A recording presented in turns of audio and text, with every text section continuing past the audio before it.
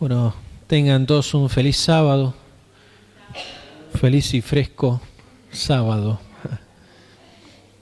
Hace un par de meses estudiamos la historia de un rey llamado Ezequías y hoy vamos a continuar la historia con el hijo, ¿sí? Para eso vamos a abrir la Biblia en el segundo libro de Reyes, capítulo 18.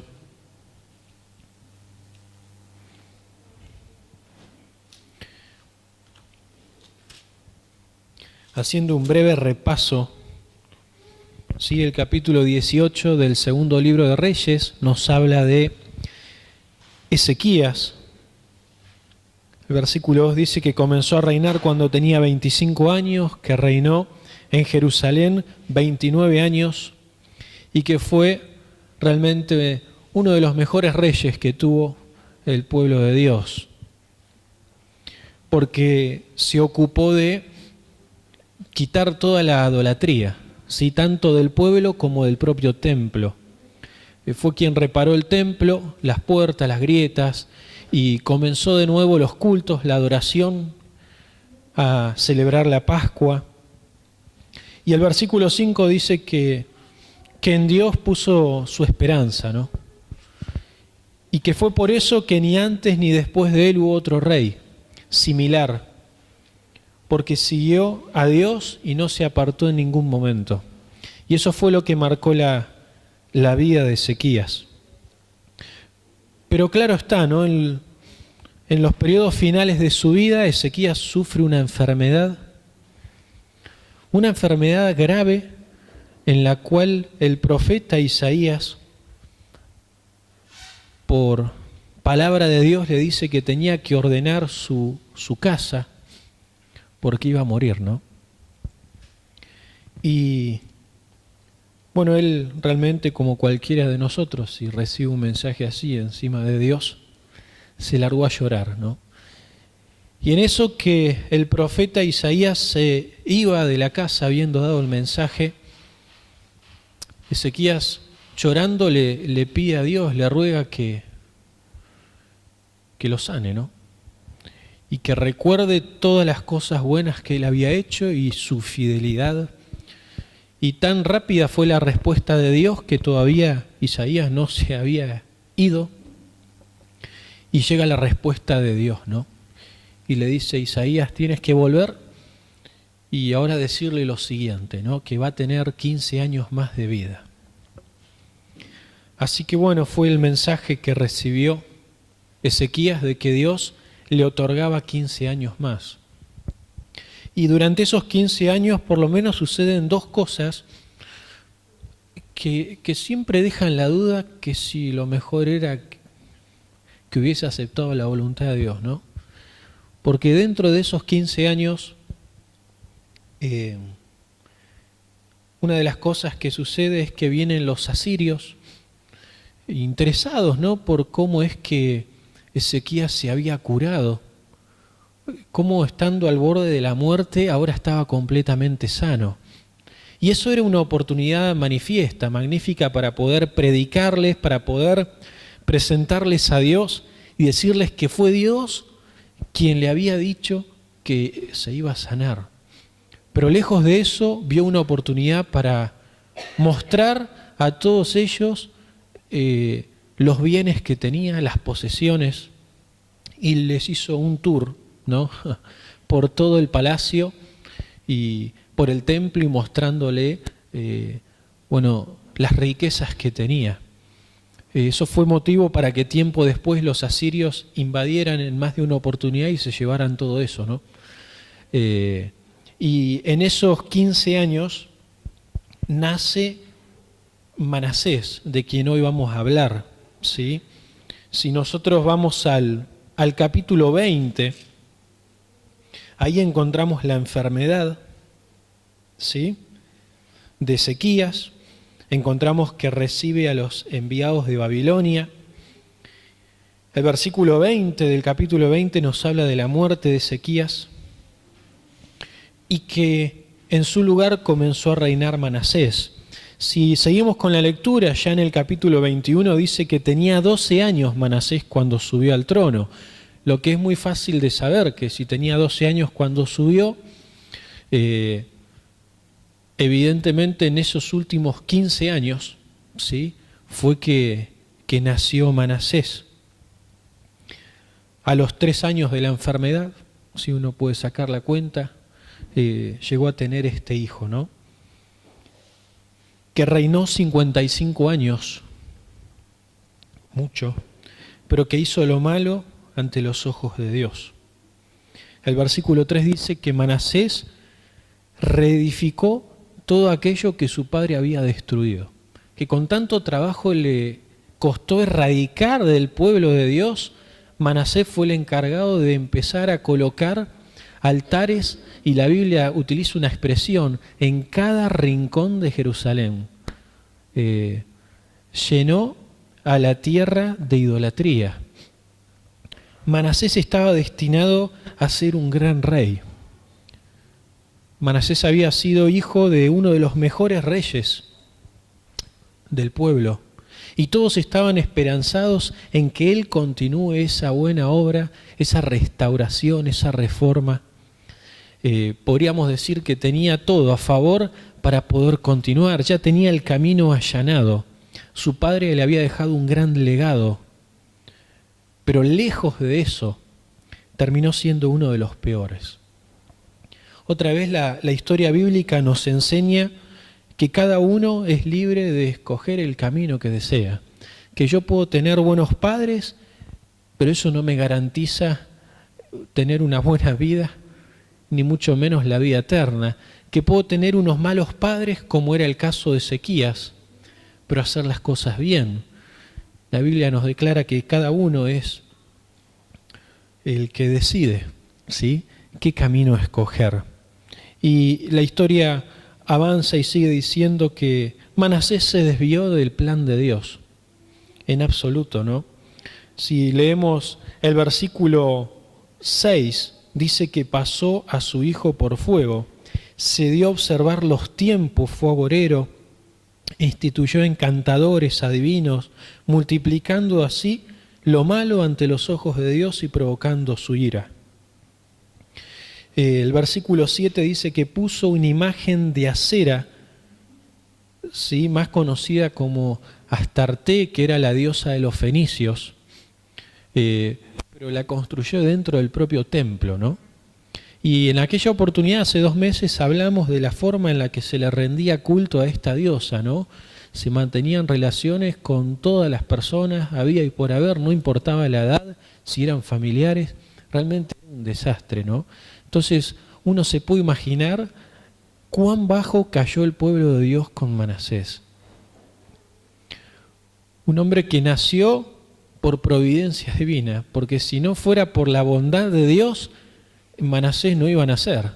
Si realmente Dios no respondía y no lo sanaba a Ezequías, Manasés no tendría que haber nacido.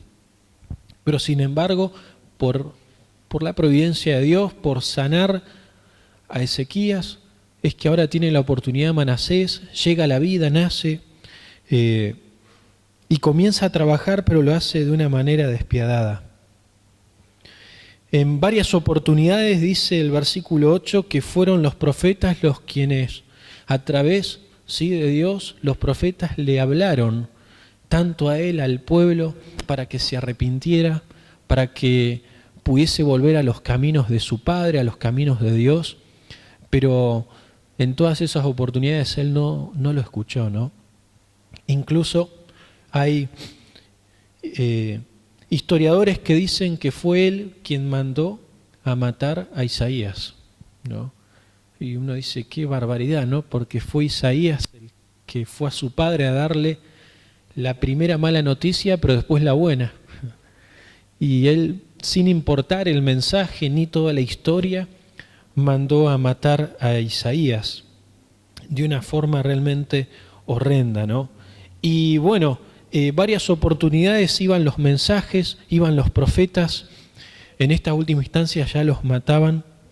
Y si ahora buscamos esta historia, ¿no?, pero en el segundo libro de Crónicas, vamos a encontrar qué es lo que sucedió finalmente con él. Si vamos al segundo libro de Crónicas, capítulo 33, nos encontramos con el versículo 9, que dice que Manasés hizo extraviar a Judá, al pueblo de Dios, y a los moradores de Jerusalén para hacerles más mal que las naciones que Jehová destruyó delante de los hijos de Israel, ¿no? O sea, hubieron naciones que el Señor destruyó porque realmente el pecado era extremo. Bueno, Manasés hizo peores cosas aún que esos pueblos. Versículo 10, Dios dice que le habló a Manasés, pero el pueblo no escuchó. Por lo cual Dios trajo contra ellos a los ejércitos del rey de los asirios, los cuales lo aprisionaron con grillos a Manasés y atado con cadenas lo llevaron a Babilonia y fue puesto en angustias. Y uno se imagina, ¿no?, una persona que nació para estar en un trono, para tener una corona, para tener un cetro, para dirigir un pueblo por los caminos de Dios. Ahora en medio de una celda, sumido en las profundidades de la oscuridad, a pan y agua, maltratado, con cadenas, sin poder moverse. Ese nunca fue el plan de Dios para Manasés. Y Manasés también representa a la humanidad, ¿no? Porque nosotros nacimos para ser imagen de Dios, para ser personas completamente libres. Pero muchos escogemos el camino de Manasés, ¿no?, tomando malas decisiones. A veces llevamos cadenas, ¿no?, que son los vicios. En algunas otras oportunidades, la depresión que no nos permite avanzar. Hemos sido creados con un plan completamente distinto, pero al igual como este rey, por nuestras malas decisiones vamos en un derrotero.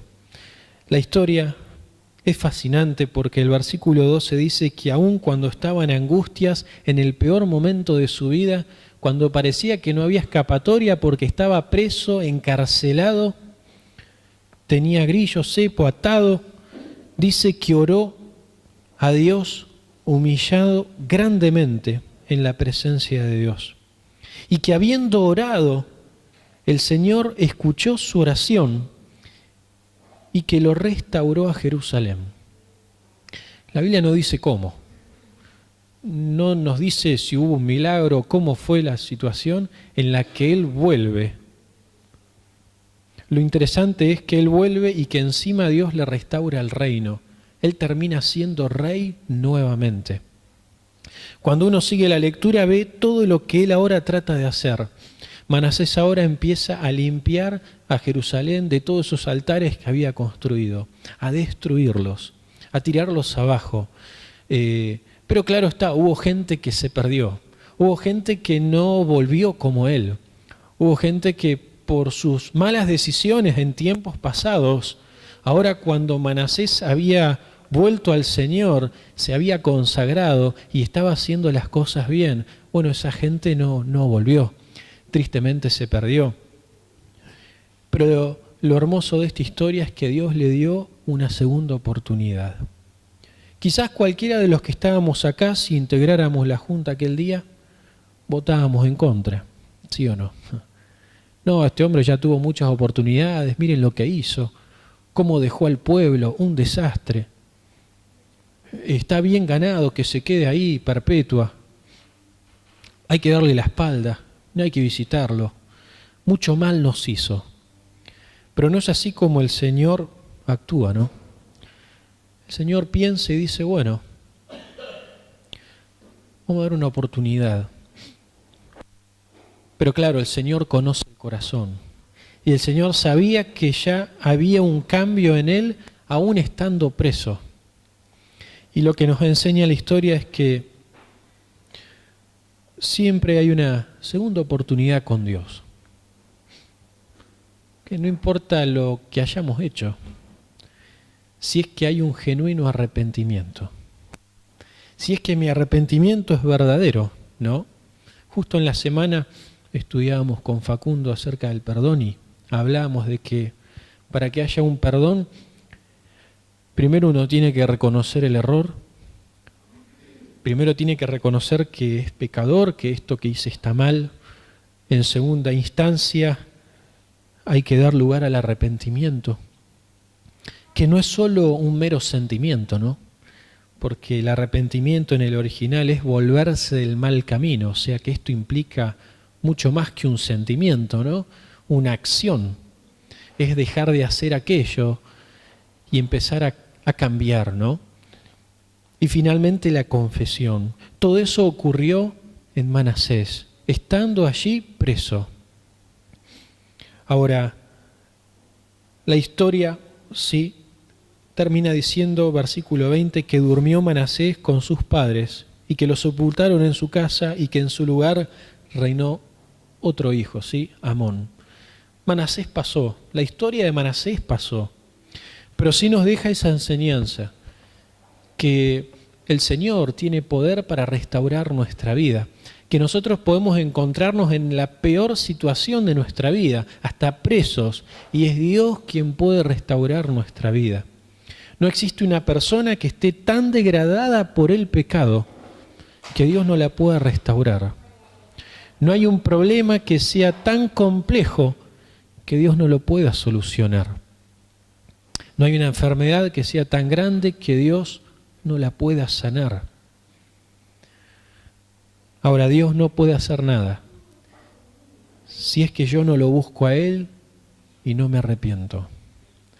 El Señor tiene un solo límite, y sos vos y soy yo. El Señor tiene mucho poder, pero nunca va a poder contra tu voluntad. Y hoy nosotros tenemos la posibilidad de participar de esta cena. La cena del Señor, que es conmemorar su muerte, que es reafirmar esa decisión de aceptar la muerte de Jesús en mi lugar. Hoy tenemos la posibilidad de que Dios nos perdone todos los pecados, pero va a depender de nosotros. El Señor no nos va a poder limpiar si es que yo de corazón no estoy arrepentido. El Señor no va a poder restaurar mi vida si es que de corazón yo no lo deseo.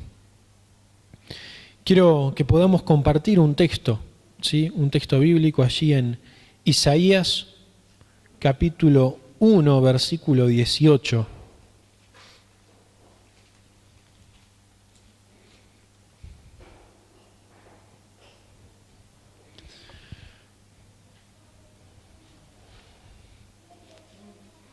Qué interesante, ¿no? Porque estamos leyendo Isaías, siendo que fue Manasés quien lo llevó a la muerte, pero imposible callar la palabra de Dios, imposible callar lo que Isaías escribió. Allí en el versículo 1, capítulo 1, versículo 18 dice: venid luego, dice Jehová, y estemos a cuenta. Si vuestros pecados fueren como la grana, como la nieve, serán emblanquecidos, y si fueron rojos como el carmesí, vendrán a ser como blanca lana. ¿Sí? Queridos hermanos, el Señor hoy nos regala esta oportunidad. Para muchos puede ser una santa cena más, ¿no? De tantas.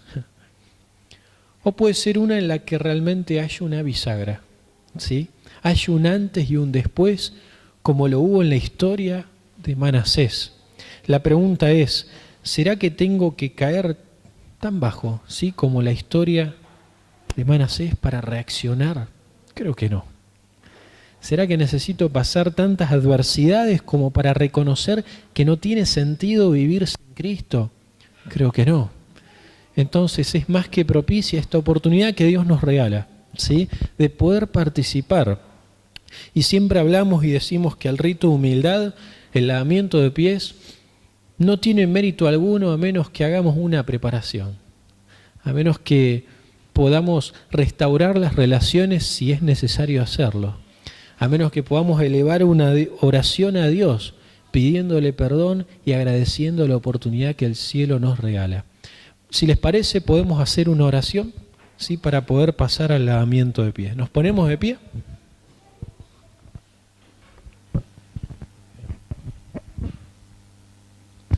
Querido Señor, te damos gracias porque la historia de Manasés es nuestra historia, porque fuimos creados a imagen y semejanza para reflejar tu carácter. Pero a veces, por esas malas decisiones que tomamos, terminamos presos de nuestros actos, sufriendo, y hoy tú nos regalas una posibilidad inmejorable de restaurar nuestra mente, nuestro corazón, a través del rito de humildad. Queremos dejar en tus manos nuestra vida para que puedas, Señor, moldear nuestro carácter conforme a tu voluntad. Te lo imploramos por Jesús. Amén.